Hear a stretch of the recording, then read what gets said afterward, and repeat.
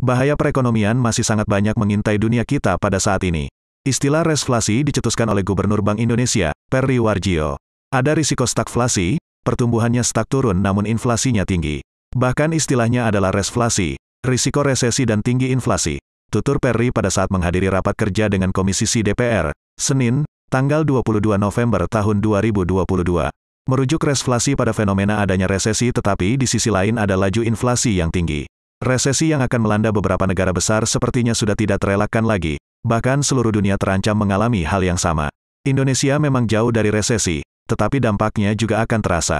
Ekspor terancam menurun, begitu juga dengan pertumbuhan ekonomi. Inflasi di Amerika Serikat, AS, dan Inggris berada di level tertinggi dalam 40 tahun terakhir, di zona euro bahkan tertinggi sepanjang sejarah. Artinya warga di negara-negara tersebut merasakan harga barang saat ini termahal dalam 4 dekade terakhir. Dengan inflasi yang sangat tinggi, daya beli masyarakat menurun, resesi akan semakin parah. Resesi secara umum dikatakan sebagai kontraksi pertumbuhan ekonomi selama 2 kuartal beruntun.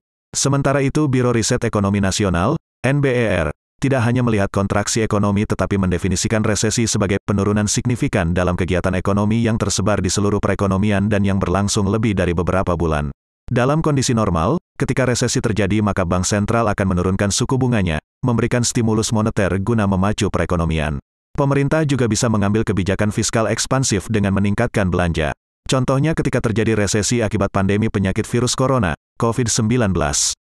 2020 lalu, Bank Sentral di berbagai negara menurunkan suku bunganya dengan agresif, pemerintah pun meningkatkan belanja yang akhirnya bisa memacu perekonomian tumbuh dan berjalan kembali.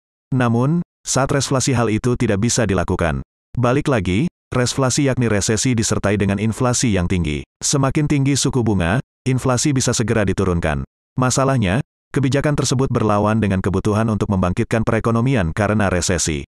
Semakin tinggi suku bunga, maka resesi semakin dalam, rumit, sehingga dibutuhkan keseimbangan kebijakan baik moneter dan fiskal, untuk menurunkan inflasi sekaligus mencegah perekonomian tidak mengalami resesi yang dalam. Ya, resesi menjadi jalan untuk menurunkan inflasi.